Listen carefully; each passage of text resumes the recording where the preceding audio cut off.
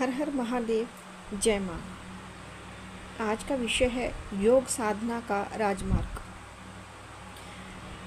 इन सूक्ष्म शक्तियाँ जो शक्ति संस्थानों के जागरण के लिए जो साधना विज्ञान के अनुसार बंध और महामुद्राओं का विज्ञान या विधान शास्त्रों में मौजूद है। गायत्री के 24 अक्षरों से जो संबंधित इस प्रकार की 24 साधनाएं प्रसिद्ध हैं। महामुद्रा, नभो मुद्रा, उड़ियान, जालंधर बंध और मूल बंध, महाबंध, खेचरी, विपरीत करणी, योनि मुद्रा, विरजोली, शक्ति चालनी, तगाड़ी यानी कि तड़ागी, मांडवी, शांभवी, अश्विनी, पाशिनी, काकरी, मातंगी, भुजंगिनी, पार्थिवी और अपभंबरी और वैश्वानरी, कायवी और आकाशी। ठीक है, ये महामुद्राएं हैं, 24 महामुद्राएं। 8 प्राणायाम होते हैं। सूर्य भेदन, उज्जाई, शीतकारी, शीतली, भस्त्रिका, भ्रामरी, मूर्छा और प्लाविनी। यह इन्हीं सूक्ष्म संस्थानों के जागरण के लिए हैं जो 84 प्रकार के योग आसनों से भी एक उद्देश्य को पूरा होता है। पर यह सब समझने के लिए विज्ञान को दूर देकर जो कुछ देर लगेगी, फिर भी यह आशा की जा सकती है कि आधुनिक वैज्ञानिक अपनी खोजों को जारी रखते हुए एक दिन वहीं पहुंचेंगे जहां बहुत समय पूर्वक हमारे ऋषि मुनि बहुत पहले से पहुंच चुके थे।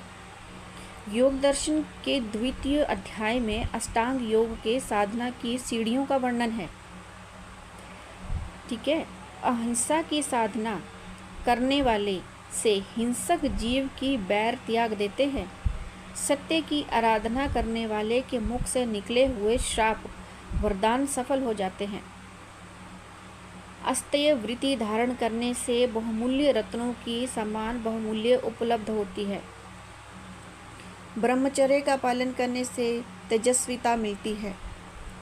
अपरिग्रह सद जाने से जन्म जन्मांतरों का तथा मूल भविष्य वर्तमान का ज्ञान प्राप्त हो जाता है।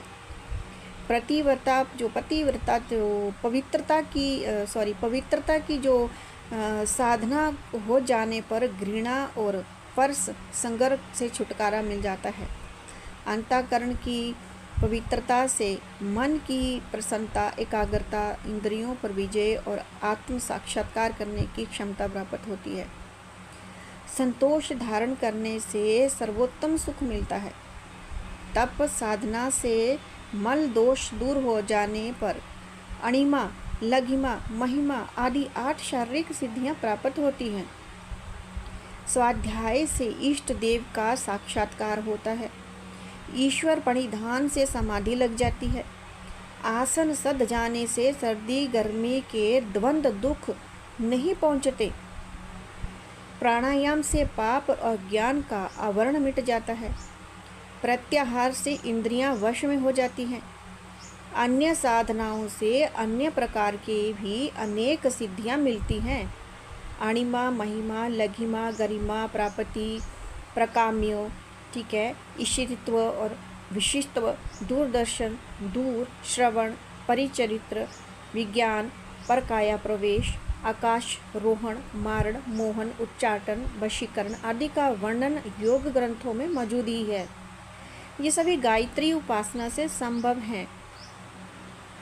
कहा गया है कि गायत्री द्वारा योग साधना से पिपलिका मार्ग, दादर मार्ग, विहंगम मार्ग एवं 3 मार्ग हैं जो ये इन पर चलने से परा, पश्यंती, मध्यमा और बेखरी चारों वाणियाँ प्रस्फुटित हो जाती हैं।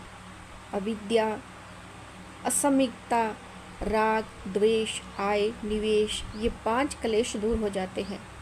जागृत, स्वप्न, सुषुप्ति, तुरिया ये चारों अवस्थाएं परिमार्जित हो जाती हैं।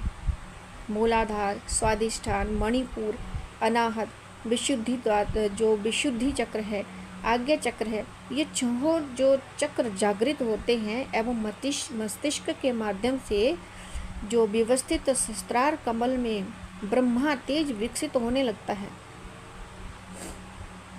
आकाश, महाकाश, पराकाश, तत्वाकाश, सूर्याकाश, इन पांचों आकाशों में इनकी गतिविधि विस्तृत होने लगती है।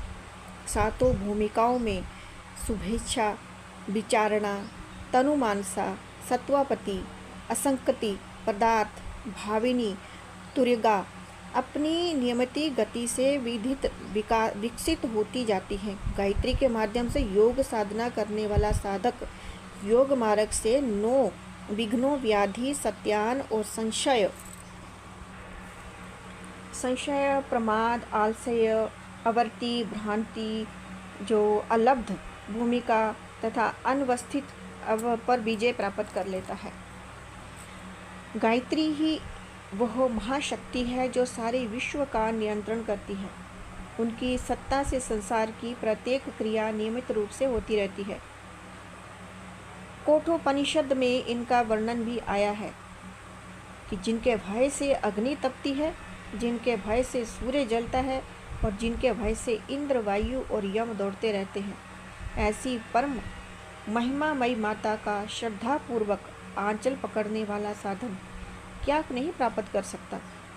उसे श्रुति सम्मति मार्ग से उपलब्ध हो सकने वाला प्रत्येक पदार्थ मिल जाता है। वेद समस्त सारी सिद्धियां गायत्री उपासना से मिल सकती हैं।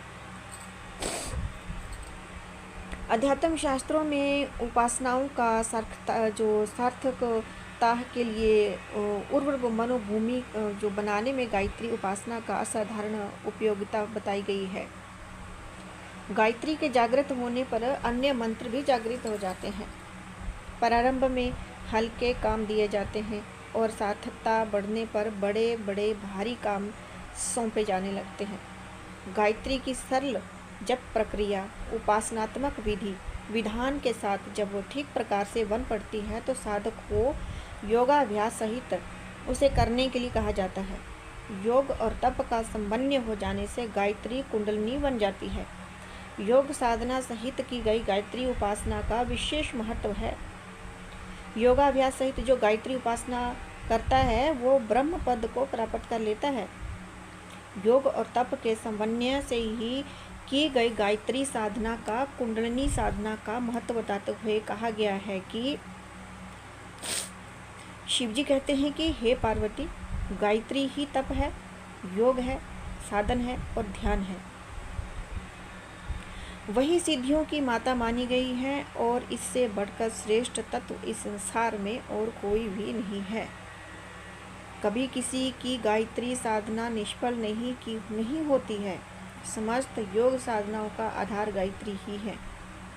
गायत्री की प्रखरता प्राण शक्ति के समन्वय से प्रकट होती है और वस्तुतः गायत्री को प्राण विद्या ही कहना चाहिए। ठीक है।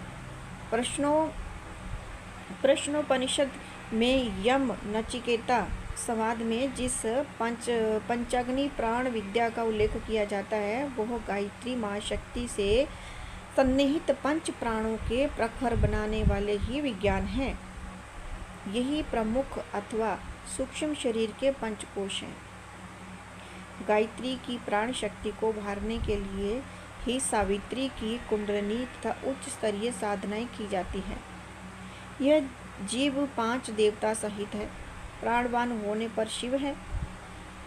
यह परिकर कुंडलिनी शक्ति युक्त है। इनका आकार चमकती बिजली के समान है। कुंडलिनी जागरण का परिचय पंचकोशों की जागृति के रूप में मिलता है। जब कुंडलिनी जागृत होती है तो साधक के 5 कोश ज्योतिर्मय हो उठते हैं। वही यह शक्ति केंद्र है जिन्हें सूक्ष्म शक्तियों का भंडारागार कहा गया है और उन्हें उच्च स्तरीय गायत्री सावित्री साधना का द्वारा जागृत किया जाता है। क्रमशः ये आगे से ऐसे ही क्रम चलता रहेगा।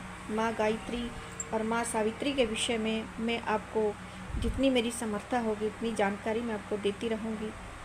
तब तक के लिए हर हर महादेव, जय माँ।